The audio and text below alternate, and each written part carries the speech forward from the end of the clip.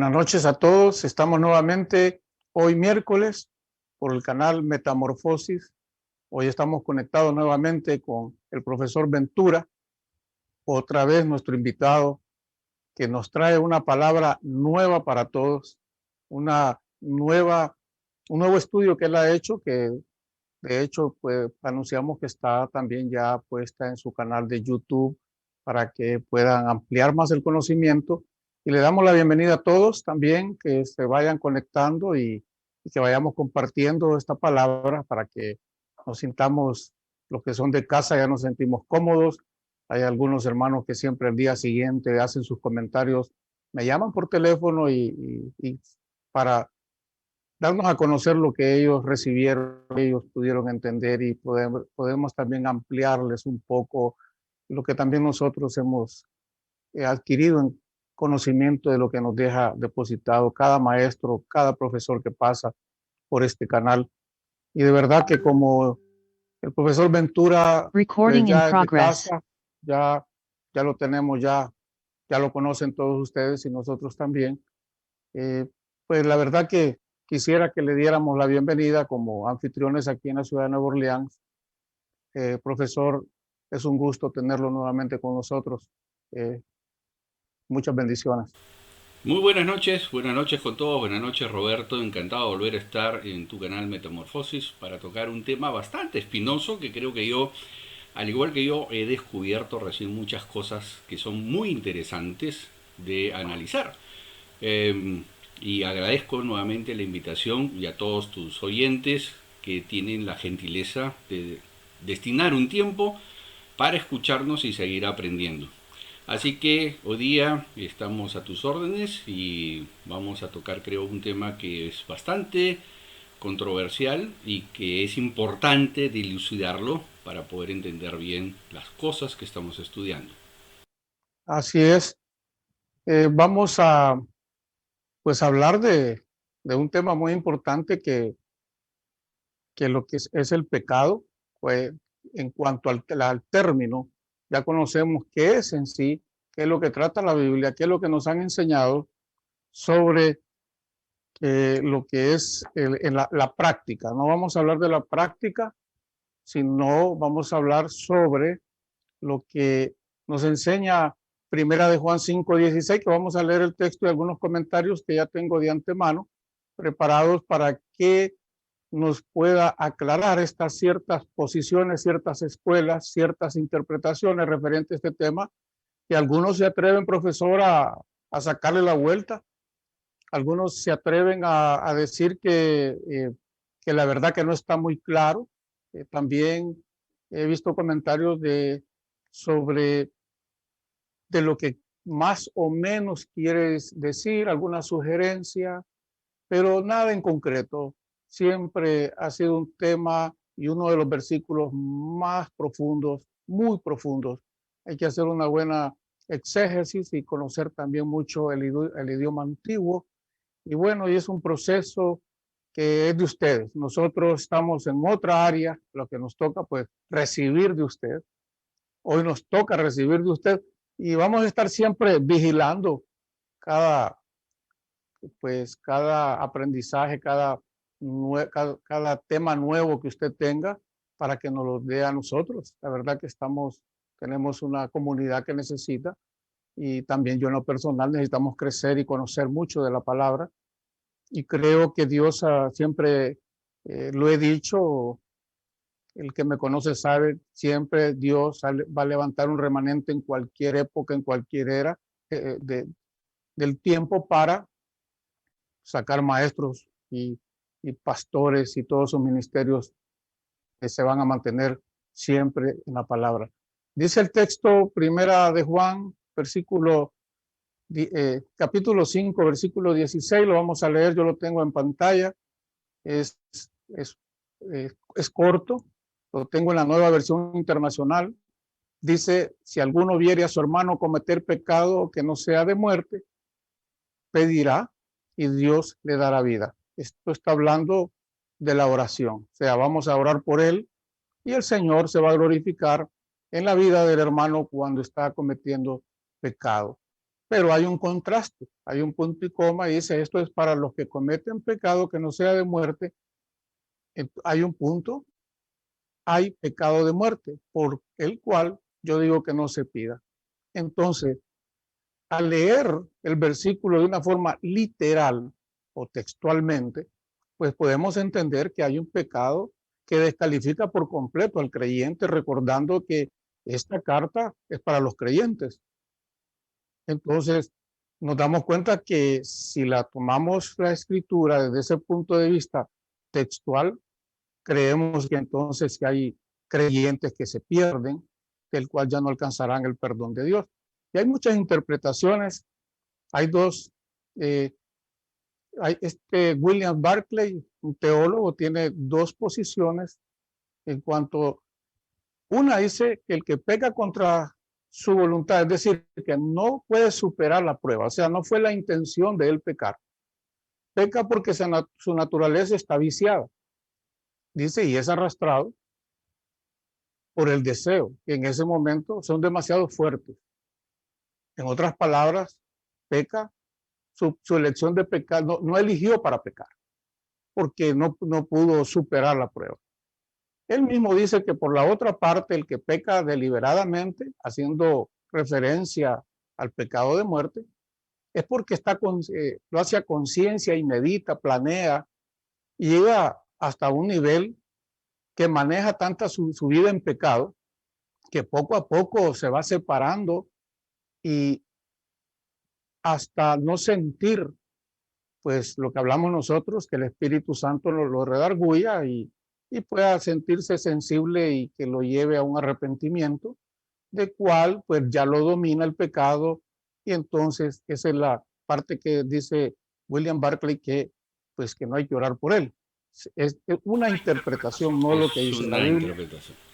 Como También siempre, dice, como siempre, mi querido Roberto, y siempre lo digo, la Biblia, Dios hizo una Biblia sencilla, para que todos la entendiéramos, y todo iba muy bien hasta que llegaron los teólogos.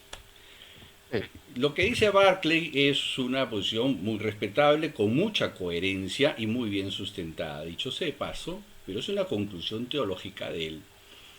Y que, por lo general, uno llega a esa conclusión teológica cuando solamente observa el Nuevo Testamento. Es decir, perdón, permíteme hacer una breve introducción de unos 3 o 4 claro, minutos para entender este tema. Lo primero que tenemos que entender que Juan es judío. Eso es lo primero que tenemos que entender. Es decir, Juan está escribiendo bajo una perspectiva judía, él fue criado como judío, él piensa como judío y por ende tiene todo el bagaje de la cultura judía. ¿Ok? Hasta ahí estamos, creo que estamos claros.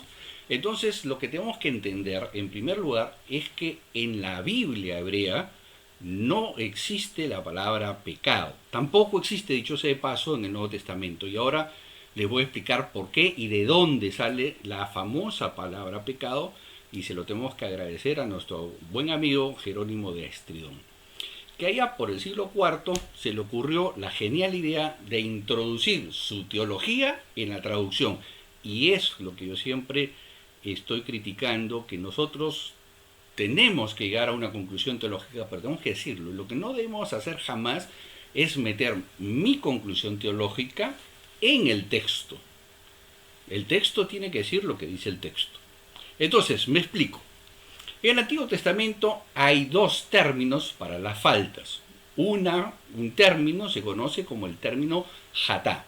En hebreo se pronuncia hatá, y la mayoría de todas las faltas registradas y traducidas como pecado en el Antiguo Testamento son hatá. ¿Qué significa hatá o cuál es el concepto de hatá en el hebreo? Es algo así como, uy, me equivoqué, no llegué a la conclusión correcta. Algo así como, imaginemos una persona que está haciendo un tiro al blanco, ¿no? Entonces apunta, dispara, falla y dice, uy, jatá, me equivoqué, no le acerté al blanco. Le di a un costado, le di arriba, le di abajo, etc. Entonces, el primer concepto que existe dentro de la cultura hebrea es jatá. Con lo cual nace el famoso tikkun, que es la restitución que también está señalada en la ley mosaica, ¿no? Por ejemplo, dice que si tu toro se mete a la parcela de un vecino y este destruye, estás cometiendo un hatá, estás cometiendo una falta.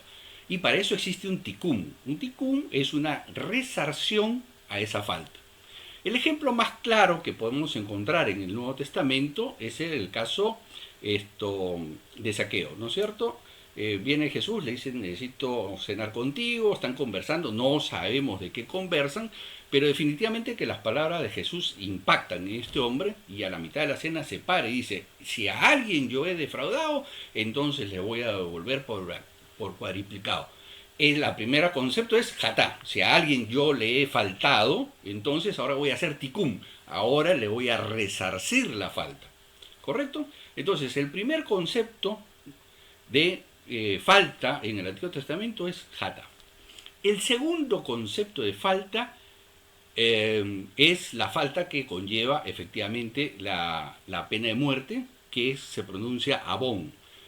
Cuando en la Biblia hebrea se usa esta palabra, se usa para sancionar aquellas faltas que sí tienen implicancia de sentencia de muerte. Por ejemplo, cuando se blasfema contra Dios, ¿no? Dice: y aquel que blasfeme contra Dios ciertamente tendrá que morir, o el adúltero, y por lo general es traducida como iniquidades en las traducciones al español, y en algunos casos como pecado. En el caso del Nuevo Testamento se usa la palabra hamartía o amartía, que es exactamente el equivalente de hatá, para no hacer nuevamente toda la descripción, y vamos a ver algunos detalles que son importantes. Entonces uno se pregunta: y bueno, entonces ¿de dónde sale la famosa palabra pecado? Bueno, nuestro buen amigo Jerónimo de Estridón, allá por el siglo IV, agarró y metió todo en un solo saco: hatá, abón, amartía, y a todo lo llamó pecado. Y la palabra pecado viene del latín peccatum, que es tomada de la legislación romana, que es aquella falta que necesariamente conlleva pena de muerte. Esa es una conclusión teológica. Válida, sí, válida. Pero, como siempre digo, no debemos meter nuestra conclusión teológica en el texto, porque eso nos hace hacer hierros en nuestra interpretación. ¿Por qué? Si yo no conozco este detalle, yo considero pecado a todo, y bajo el mismo nivel. ¿Está mal? No está mal, porque al final de cuentas para Dios no hay un pecatrómetro. Es decir, no es que esta falta es menor y esta falta es mayor. Para Dios la falta es falta. Entonces la conclusión teológica no está errada. Pero si yo quiero hacer un estudio más profundo y entender qué cosa o cómo Dios nos ve este tema de las faltas, sí debo saber por qué una se llama hatá, otra se llama abón, y eso me ayuda a comprender, por ejemplo, lo que acabamos de comentar el caso de Zaqueo, ¿no? Y ahí es donde nace el concepto de Juan, el capítulo 5, verso 16. Porque él está dentro de la cultura hebrea. Recordemos que tanto Pablo, Juan, Santiago, Pedro y todos los demás predicaban con el Antiguo Testamento. Ellos no le mandaban primera de Juan a la iglesia de Efesios. O sea, sí se compartían las cartas, porque tenemos evidentemente en los 4 primeros siglos más de 14.000 copias recuperadas. Eso quiere decir que estas cartas circulaban, pero principalmente a partir del segundo siglo. Es decir, en el primer siglo principalmente se predicaba con el Antiguo Testamento, porque los que predicaban, ¿quiénes eran? Los judíos. Lucas acompañaba a Pablo, pero Lucas no predicaba. Gracias a Dios que Lucas escribió Hechos de los Apóstoles, porque nos brinda información a montones, como digo yo siempre. Hay mucha información. Lucas es el mejor historiador que he leído en toda mi vida. Tanto su Evangelio como el Hechos de los Apóstoles son obras extraordinarias. Pero los otros libros están escritos con la pasión del judío. Porque el judío es así, es apasionado, es su cultura, es su forma de expresarse, su literatura es de esa manera. Entonces debemos de entender en primer lugar que en la cabecita de Juan existía este concepto que lo había aprendido desde niño. Entonces, eh, vemos que la palabra pecado sale de una traducción y una introducción a las escrituras por este amigo Jerónimo Estrión, que como digo, su conclusión teológica es respetable, tiene bastante sentido, pero en lo que discrepo con él es que haya introducido su conclusión teológica en los textos. He ahí el meollo del asunto. Entonces, ¿en qué nos ayuda esto? ¿Cómo podemos entender esto? Y hay dos detalles que yo he encontrado que son muy importantes. Ustedes recuerdan cuando le traen, en el Evangelio de Juan, le traen a la mujer adúltera a Jesús. Jesús está escribiendo en la arena, ¿no es cierto? Y entonces le traen a la mujer adúltera y le dicen: Señor, la ley de Moisés nos dice que esta mujer ha cometido abón. Abón, como ya lo he explicado, es pena de muerte. No hay discusión alguna. Ese sí es un pecatum, ese sí es un pecado. Y entonces Jesús se levanta, los mira y les dice: a ver, muchachos, el que esté libre de jatá, porque no está diciendo el que esté libre de adulterio, está diciendo aquel que esté libre de alguna falta, es decir, aquel que esté libre de jatá. Para esto debemos recordar que nuestro Señor y toda la zona de Israel se hablaba principalmente el arameo. No se hablaba principalmente en griego. Se traduce al griego para poder hacer masificado el expander en los evangelios. Pero nuestro Señor estaba hablando dentro del contexto de la cultura en la cual se movía. Entonces, vienen estas personas y le dicen: Señor, esta mujer ha cometido un abón y de acuerdo a la ley, ese abón, la pena es la muerte. Así que no hay discusión alguna. ¿Tú qué dices? Entonces se levanta, los mira y le dice: bueno, aquel que esté libre de alguna falta, es decir, aquel que tenga un hatap, porque no los está poniendo al nivel de la señorita, simplemente les está diciendo: aquel que tenga un hatap, tire la primera piedra y después el resto tire todo lo que quiera. Entonces dice que el Señor se agacha, sigue escribiendo, y al rato, el resto de la historia ustedes la conocen, se levanta y le dice: mujer, ¿dónde están los que te acusaban? Bueno, no quedó nadie. Bueno, le dice: yo tampoco te condeno. Ve y no hagas más amartía, que es el equivalente a jatá. Entonces, yo les hago una pregunta y aquí vamos a hacer una conclusión. Si la falta abón necesariamente era la muerte, y Jesús agarra y dice: ok, bajo la nueva escala de valores, de mis valores, o sea, los valores de Jesús, de nuestro Señor, dice: yo considero que esto ya no va a ser abón, esto va a ser jatá. Y tendrá que hacerse el ticún o la restitución o resarcir lo que se tenga que resarcir. Pero a partir de ahora, lo que hizo Jesús es agarrar el abón y bajarlo al nivel de jatá. Y no solamente eso, sino que agarra a Jesús y dice: bueno, toda falta, incluyendo contra el Hijo del Hombre, o sea, contra él, será perdonada.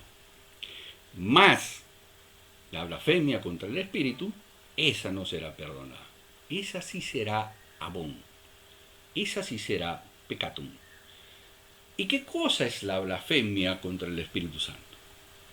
Simplemente: Dios, no te creo. Simplemente: Dios, yo a ti no te necesito, por ende yo me voy a salvar por mí mismo. Lo que yo hago, esto es suficiente para que yo sea salvo. Yo soy bueno, yo soy buenito. La Madre Teresa de Calcuta, en realidad yo soy mejor que ella. Y entonces todo lo que hago en la vida es suficiente. Eso es ahora un abón. Eso es ahora sí una falta que Dios no la va a perdonar. Porque Dios, al hacerse hombre en Cristo Jesús, está trayendo el mensaje de salvación. Y lo que le está diciendo a la humanidad entera es: ustedes por sí mismos no se pueden salvar. Me necesitan a mí y mi sacrificio en la cruz para que entonces sus pecados sean borrados y tengan acceso a mi presencia. Y entonces el hombre tiene dos opciones. Como yo siempre digo, ahí están los dos angelitos al lado de la cruz. Si ustedes recuerdan que Jesús es crucificado junto a dos reos, ¿no? Al inicio, lean por favor los evangelios, los cuatro, y hagan un comparativo. Al inicio ambos están insultando a Jesús. ¡Ey, si tú eres Jesús, bájate de la cruz y nos bajas a nosotros y libérate tú, y etcétera, etcétera! Pero al transcurrir de las horas, el segundo reo dice: Señor, si yo te pido que te acuerdes de mí cuando estés en el paraíso, ¿no? Y entonces el resto de las palabras nosotros conocemos. Jesús lo perdona, le dice: de cierto te digo que hoy día mismo estarás en el paraíso. ¿Qué cosa hizo? Reconoció su falta, porque le dice, cuando le recrimina al otro que sigue insultando, le dice: hey, tú y yo estamos acá porque somos culpables. Es decir, está reconociendo su falta. Pero él, refiriéndose a Jesús, es inocente. Deberías de tener vergüenza de lo que le estás diciendo. Y ahí se dirige directamente a Jesús y le dice: acuérdate de mí cuando estés en el paraíso. Y Jesús le responde lo que acabo de decir: de cierto te digo que hoy día mismo estarás en el paraíso. Sin embargo, el otro mantiene su postura de insulto y de falta hasta el último, hasta expirar su aliento. Es decir, yo estoy convencido que si Jesús se hubiera bajado la cruz y lo hubiera bajado a él, este gallo se iba y ni las gracias le hubiera dado. Entonces, la humanidad está reflejada ahí. Los que reconocen su falta ante Dios y se acercan a Dios, y los que se mantienen diciendo: yo no necesito a Dios, Dios no existe, yo soy bueno y entonces no necesito de Dios. En buen romance, lo que va a suceder en el día del juicio es que Dios sencillamente, a los que no hayan aceptado a Cristo Jesús, no es que los va a condenar. Ya se condenaron ellos. Es decir, ellos emitieron su propia sentencia al decir: no necesito a Dios. Dios no está condenando a nadie. Es tu decisión. O tú aceptas a Cristo Jesús o tú lo rechazas. Esa es tu decisión. Esa es tu propia conclusión y es a lo que tú vas a tener que llegar. Entonces, para concluir, la única falta que va a conllevar tema de muerte, es decir, separación de Dios en forma permanente. Recordemos que el concepto de muerte es separarse de. Cuando nosotros nos morimos, que acá en Perú decimos estiramos la pata, lo que sucede es que el espíritu que vive dentro de nosotros se separa del cuerpo físico y por ende el cuerpo físico queda inerte. A eso se le llama muerte. Entonces, la separación de Dios también se le llama muerte. La muerte segunda descrita en el libro Apocalipsis se refiere a eso. Simplemente viene el juicio y Dios va a decir: ok, tú dijiste que no me necesitabas, tú dijiste que por ti te ibas a hacer salvo, ok, perfecto, no me necesitas, entonces tú quedas afuera. Muerte segunda, quedas separado de Dios.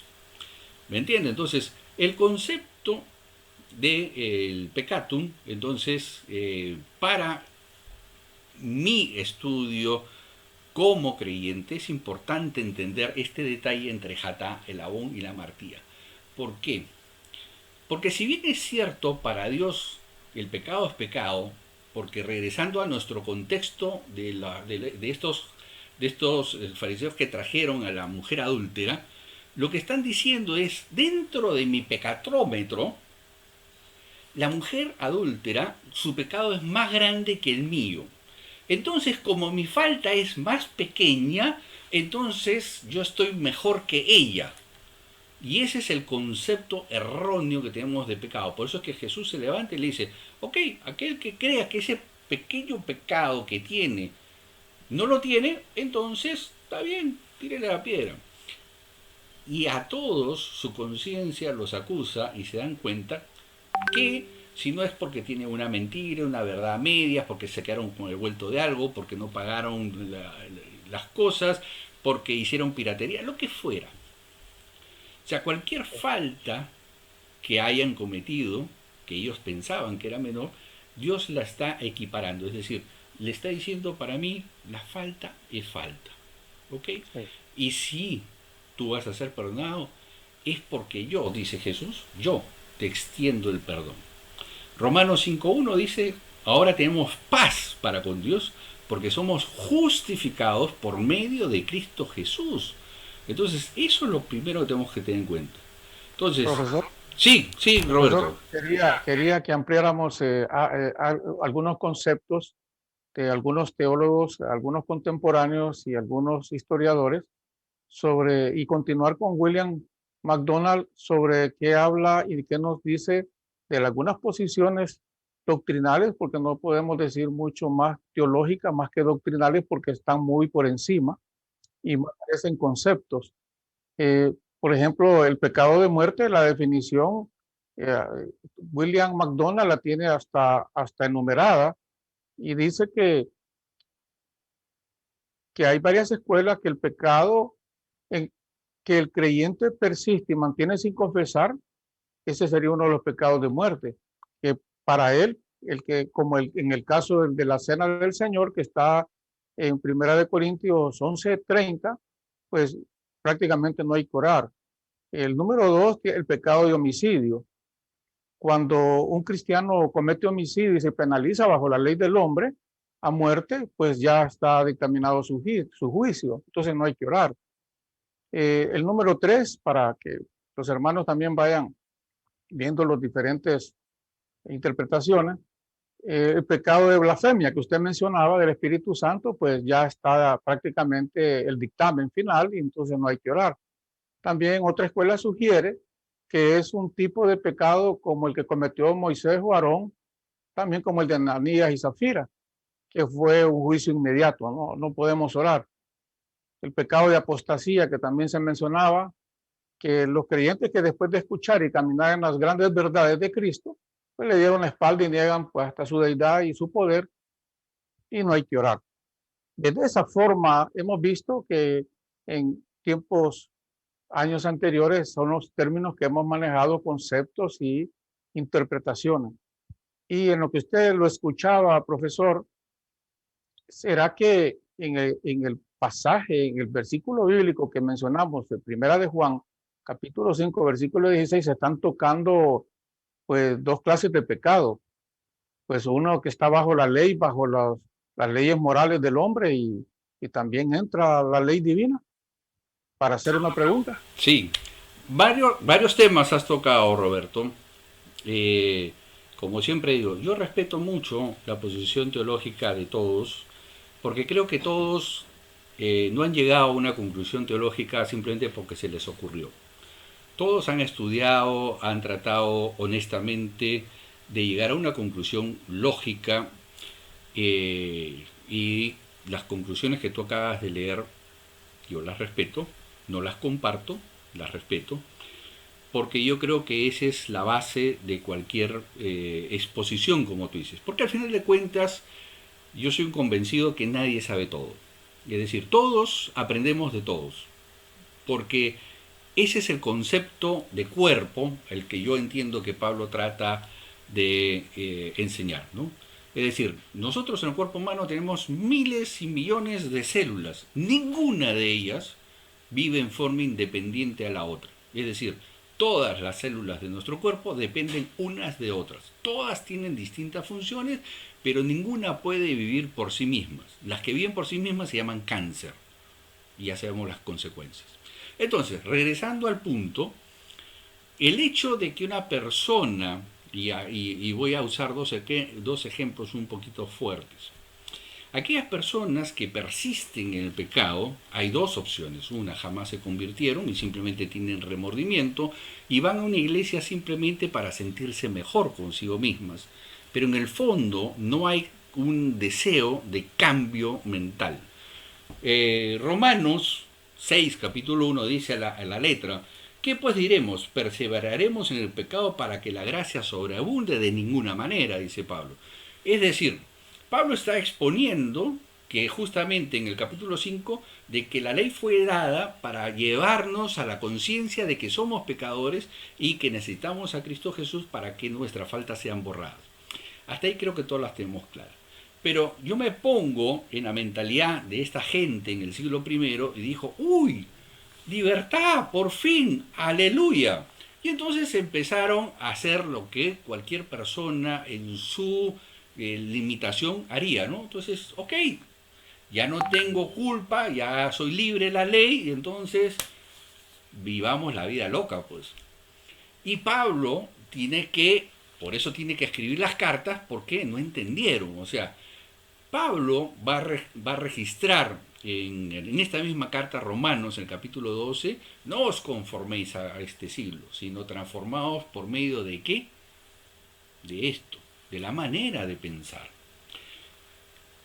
Creo que lo tocamos en la primera exposición que tuvimos en tu canal, cuando Jesús dice, id y haced discípulos y enséñele, utilizó la palabra tereín en griego, que significa enséñeles a pensar de una forma distinta a la que pensaban.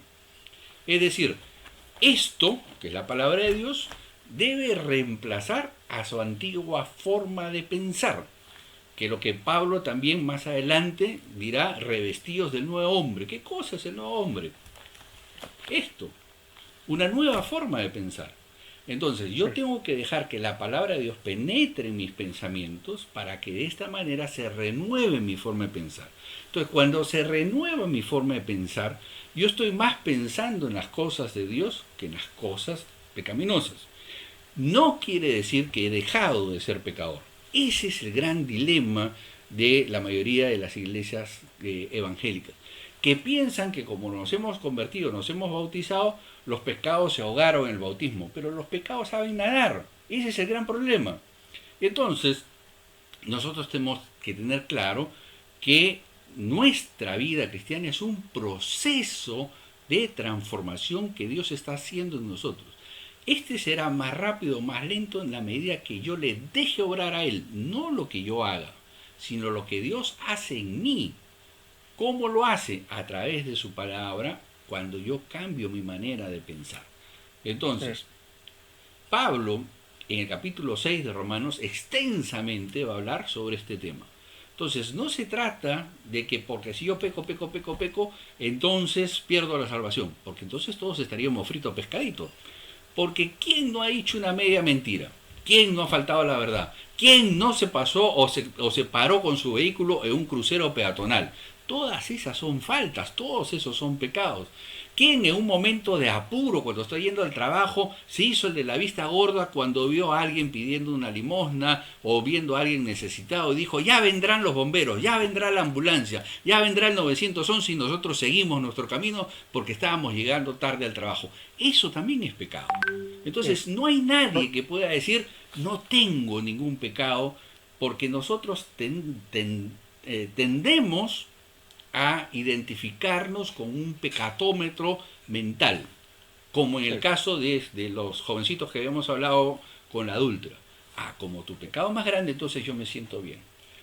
Jesús lo dijo magistralmente. ¿Qué haces mirando la paja en el ojo ajeno y no miras la viga que está en el tuyo? Porque no es que tenga una viga en el ojo, como lo he visto en algunos memes. La viga es algo así, como que tú tienes algo que te quita la perspectiva. Entonces, como yo tengo una falta, he perdido la perspectiva del resto. Veamos dos casos. Saúl, rey Saúl. ¿Cuál es la falta del rey Saúl? Celos. Principalmente celos. Estaba celoso de David. Y lo persigue Sin embargo, mira, nosotros, dentro de nuestro pecatrómetro, diríamos, pero son celos, pues, o sea, no pasa nada, no le hace daño a nadie. Nadie se da cuenta, salvo que sea su amigo íntimo y estés al costado, nadie se da cuenta de los celos. Sin embargo, Dios le quita el reinado por esa actitud. Según nuestro pecatrómetro diría, pucha, que Dios tan injusto, oye, pero si el pecado de este gallo es así de chiquitito, comparado con el de David. David comete adulterio y comete asesinato. Entonces, el pecado de David es así, al lado del de Saúl. Pero Dios no ve ese concepto como nosotros lo vemos. La gran diferencia entre Saúl y David es que David buscaba a Dios. Me explico. Salmo 51, que lo escribe justamente después de pecar y ser confrontado por el profeta Natán, escribe, ¡ay de mí que envejecieron mis huesos! Y Señor, yo te pido, no me quites tu presencia. Ojo al detalle, él era rey. No le está diciendo no me quites el reino. Tampoco le está diciendo no me quites las riquezas. En buen romance, dentro de la expresión hebrea, dentro de la cultura hebrea, dentro de la poesía hebrea, lo que David le está diciendo a Dios es, quítame todo, el reino, las riquezas, todo, pero no me quites tu presencia. Entonces, ¿qué es lo que hay en nuestro corazón cuando nosotros faltamos a Dios?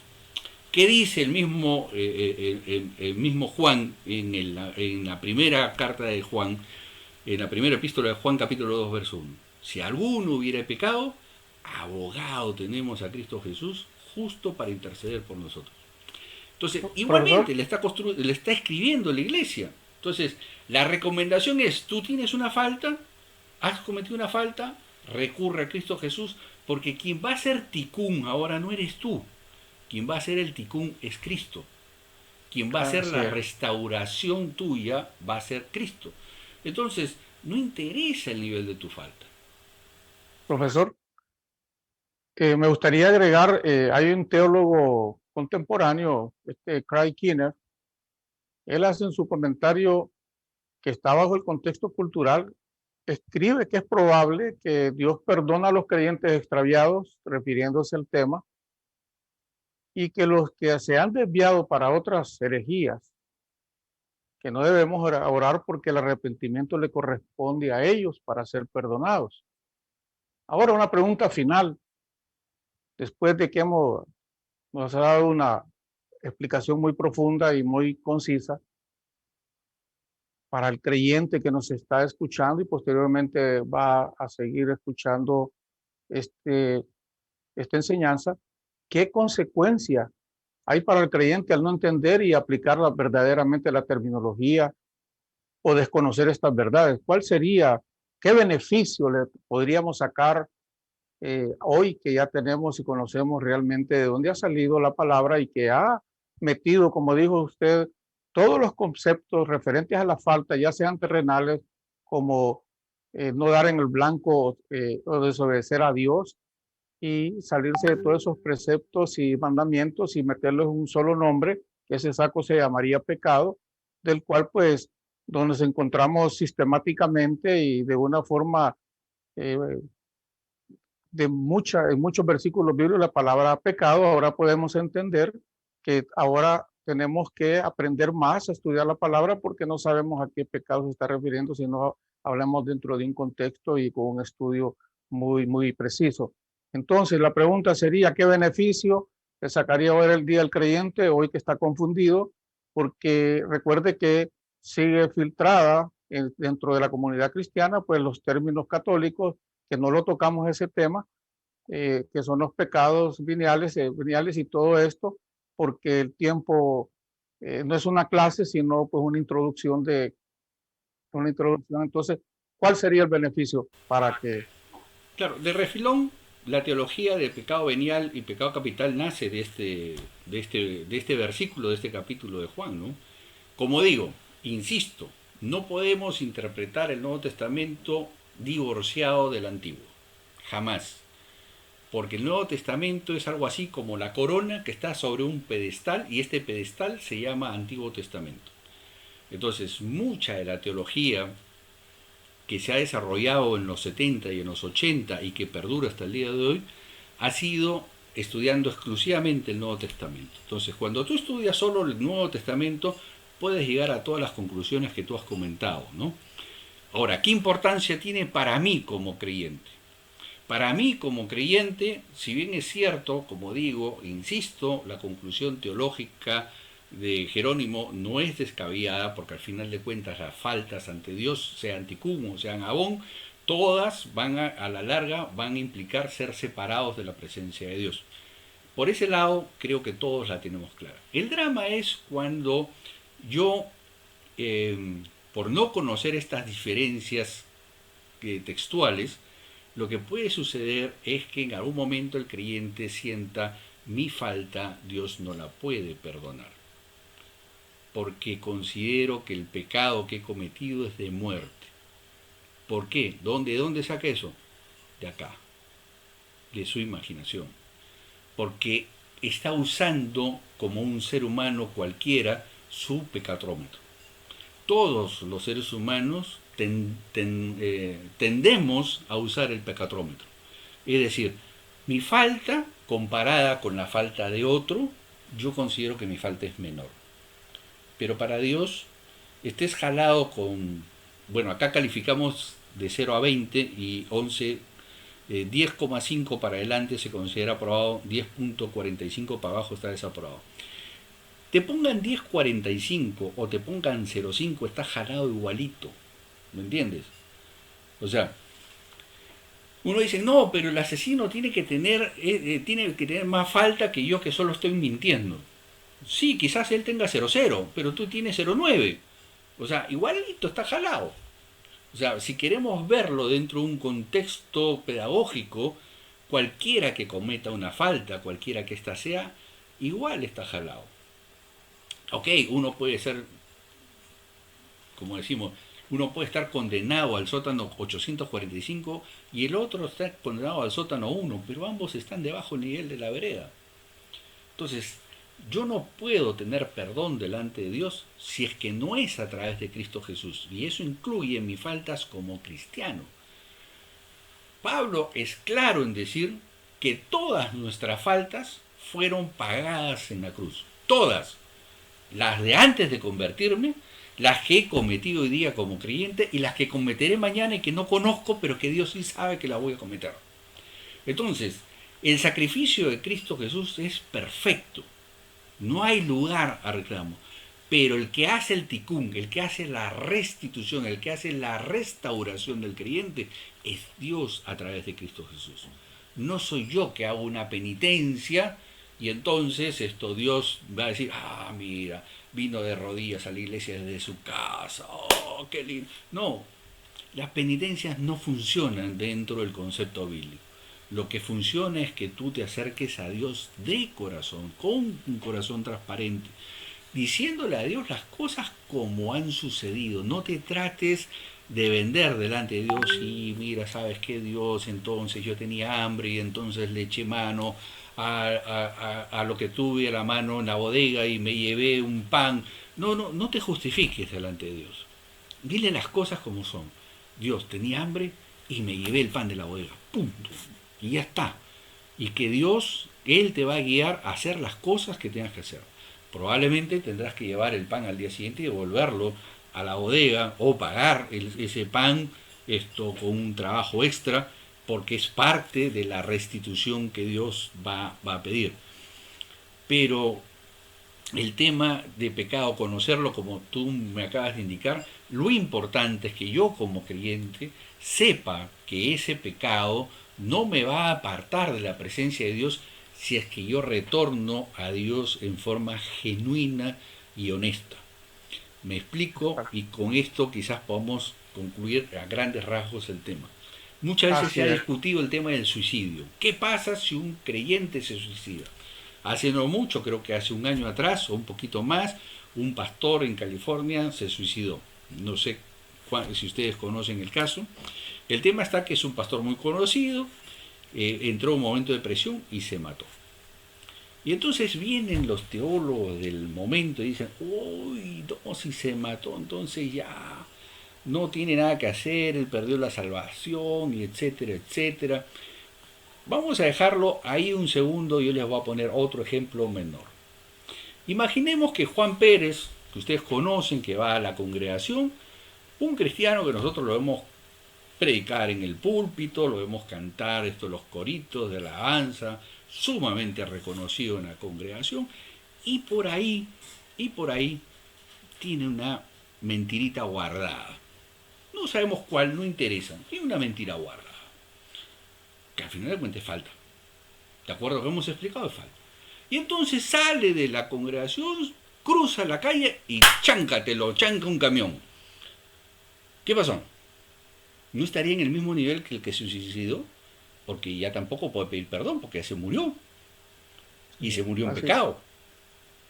Entonces, conocer estos detalles son importantes para mí como creyente, de saber de que yo haga lo que haga, no soy salvo por lo que estoy haciendo o dejo de hacer, lo que siempre he insistido en las exposiciones que tenemos aquí.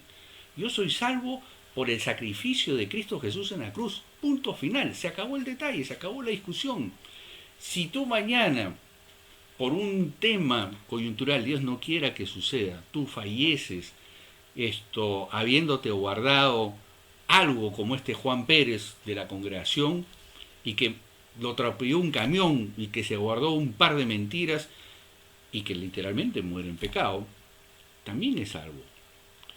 Pero no porque él haya tenido una vida ejemplar, sino que es salvo por la obra de Cristo Jesús en la cruz. O sea, tenemos que sacar de nuestra cabecita ese pensamiento, ese trasfondo que traemos de la iglesia tradicional, de que nosotros tenemos que hacer algo para agradarle a Dios.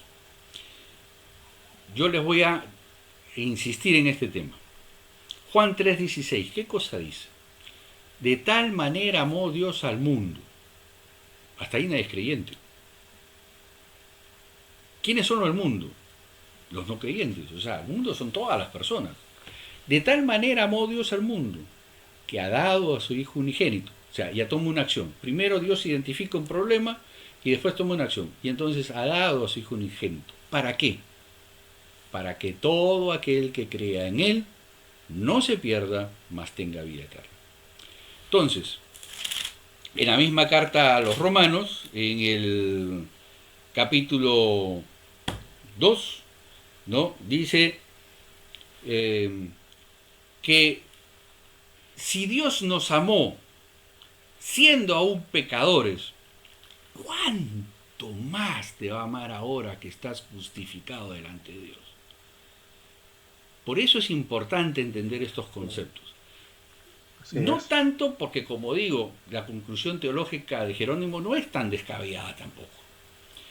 Pero para mí, como estudiante de la palabra, para mí como creyente, sí me hace ver de que yo sí tengo un perdón de Dios y que puedo regresar a la fuente a buscar ese perdón. Es ahí la clave de por qué entender estos detalles. No tanto porque, mira, jatá, bon, amartía, no, sino porque Dios me enseña que sea cual sea la falta que yo tenga, quien va a restituirme es Él. Quien va a sanarme es Él. No yo, no lo que yo esté haciendo, lo que haga o deje de hacer. Entonces, esto sí es importante. Como tú dices, Roberto, ¿en qué me ayuda esto? En darme cuenta de que cometa la falta que cometa, si yo regreso a Dios con un corazón honesto, con un corazón contrito, con un corazón abierto delante de Dios, sin justificarme, como lo dije hace un momento, sin decir, Dios, mira esto porque las circunstancias me llevan. No, olvídate, no te justifiques, simplemente anda donde Dios y dile las cosas como pasaron, como sucedieron, y entonces Él te va a restituir. Así es. Esa es la importancia de conocer estos términos, ¿no? Y reitero las palabras de Pablo en la carta a Romanos, ¿no? Si aún siendo pecadores Dios te amó, mucho más ahora que eres propiedad de Dios, mucho más ahora que Él te ha dado potestad de ser llamado hijo de Dios. Todos vamos a cometer errores, no hay nadie en este planeta que no cometa errores. La gran diferencia está en que nosotros seamos conscientes que hemos cometido un error y retornemos a la fuente que es Dios. Retornemos al lugar del origen del perdón que es Cristo Jesús, y entonces ahí sí quien va a ser ticún, quien va a hacer la restitución es nuestro Señor, esto delante de Dios. Y de ahí pueden concluir con el capítulo 5 de Romanos, verso 1, ¿no? Ahora tenemos paz, ya no hay más enemistad con Dios. Ya no hay más falta delante de Dios, porque ahora han sido justificados delante de Dios. ¡Wow! ¡Qué maravilloso es eso! ¿Te imaginas? Tú tienes acceso al lugar santísimo, a la misma presencia de Dios. Yo meditaba justamente en eso esta semana, y se lo dejo para que lo mediten en casa. Cuando nuestro Señor está en la cruz y dice consumado es, dice que el velo se rasga de arriba hacia abajo. ¿Qué era el velo? El velo era lo que separaba el lugar santísimo, el lugar donde estaba Dios. ¿Y quién entraba ahí? El sumo sacerdote. Es decir, Vamos a contextualizarlo un poquito. Imaginemos que tú, Roberto, quieres decirle algo a Dios. Como tú no puedes entrar al lugar santísimo, tenías que ir donde el sumo sacerdote y le decías, sacerdote, por favor, dígale a Dios si es que puedo comprarme el carro. O dígale a Dios si me puedo hacer mi maestría. Y entonces dice que el sumo sacerdote entraba al lugar santísimo, sale y te dice, Roberto, ¿sabes qué? No te compres ese carro. ¿Y tú qué le ibas a decir? Si él te está diciendo, Dios me ha dicho que no te compres el carro. Entonces no tenías cómo saber si Dios quería o no quería tal o cual cosa, ¿no? O sea, he usado el ejemplo carro, pero puede ser cualquier cosa, el casarte, no casarte, el mudarte, el hacer una maestría, el estudiar, etcétera, lo que sea. Entonces, cuando se rasga el velo, lo que Dios te está diciendo es, ahora tú, que has creído en mí, tienes acceso a la misma presencia de Dios. No necesitas ya más a un sacerdote, a alguien que interceda por ti. Tú tienes el acceso al lugar santísimo, a la misma presencia de Dios, y si tienes una pregunta, hazla. Yo te garantizo, te doy mi palabra, porque yo he leído a Dios con unas preguntas más complicadas.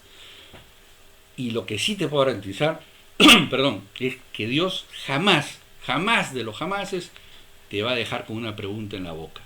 Siempre, de alguna manera, si tu pregunta es honesta delante de Dios, siempre hará que esa respuesta llegue a ti, de una u otra forma. Así es, Entonces, profesor. Así entra es. al lugar santísimo porque Dios te ha dado esa potestad, Dios te ha dado ese derecho, y entonces restablece tu relación con tu Dios, porque Dios te estará dando esa oportunidad hoy día. Así Entonces, es. hemos dado un vistazo muy largo, muy rápido al concepto pecado, y yo solamente concluiría con este detalle, ¿no? La importancia de conocer estos conceptos es que tú tengas la seguridad, que sea la falta que hayas cometido, cualquiera que ésta sea, si tú te acercas a Dios, Dios te va a hacer ticum, Dios te va a restaurar y va a volver a hacer de ti a una persona. Solamente Así es. concluyo rápidamente porque sé que estamos contra el tiempo. Cuando Pedro niega al Señor Jesús, no es Pedro el que va a buscar a Jesús tras la resurrección, es Jesús quien lo va a buscar en el mar de Galilea, y lo interesante está aquí, cuando Pedro está pescando, capítulo 21 de Juan, viene Jesús a la orilla y le dice, Pedro, echa la red al otro lado, y le repite el mismo milagro con el cual lo llamó a ser pescadores de hombres. Es decir, cuando Dios te restituye, cuando Dios te restaura para hacer exactamente lo que te llamó a hacer originalmente. No importa dónde metiste la pata, porque después de ese evento del capítulo 21 de Juan, viene Hechos los Apóstoles y miles de personas se convierten por la prédica de Pedro. Ahí está en el libro de Hechos los Apóstoles. Por tanto, él siguió siendo llamado a ser pescadores de hombres. Así Entonces, es. simplemente a todos los que nos han tenido la gentileza de acompañarnos hoy día, decirles este detalle. Busquen a Dios, Amén. arrepiéntanse y regresen a la fuente de la vida eterna que es Cristo Jesús. Y esto, cuando encuentren la palabra pecado, acuérdense de estos tres conceptos. Cualquiera de estos tres, si tú vas a Dios, Dios puede restituir tu vida. Dios puede Amén. restaurar tu vida. Amén. Bueno, tú que me estás escuchando, hemos concluido con esta enseñanza y cualquier condición que te encuentres, en cualquier condición de pecado, si has cometido falta, si te sientes inseguro en volver al camino del Señor, si algo está en tu corazón y no te deja florecer y no te deja firmar tus pasos en el camino correcto, creo que esta es una preciosa reflexión para que puedas volver a la posición de tu llamado y del propósito de Dios. Quiero decirte que el pecado lo que mancha es tu santidad delante de Dios, pero no tu estado de justicia. Lo que hablaba el profesor Ventura, cuando se rompe el velo, es que posicionalmente en Cristo Jesús nosotros tenemos acceso al Padre, al Señor, para poder llegar, con, como decía el profesor, con un corazón sincero, con un corazón abierto y decirle, como dijo David, Señor, he transgredido, te he ofendido, y abrir tu corazón para que puedas sentir otra vez que estás dentro del rebaño, dentro del redil y que vas a sentir los brazos del Señor. Creo que este es un buen momento para que bajes tu mirada, bajes tu rostro y reflexiones en tu vida, cómo andas. Hoy es el momento, hoy es el tiempo. Cuando te encuentres con la palabra pecado, solamente vas a recordar que es una falta. Delante de Dios todos estamos en igual condición, con la diferencia que si tú caminas en la vida en esa misma condición, el propósito de que Dios tiene para hacer grandes cosas, Dios, Él quiere trabajar contigo, Él quiere llevarte a otro nivel, Él quiere trabajar contigo haciendo milagros, llevando una palabra a aquel necesitado, pero tu condición no te deja, tu condición te aleja, pero posicionalmente en Cristo, dentro de Cristo somos más que vencedores.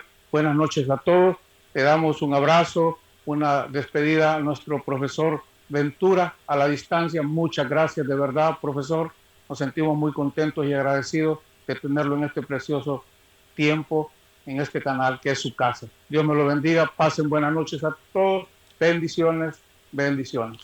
Buenas noches con todos, muchas gracias. Dios los bendiga.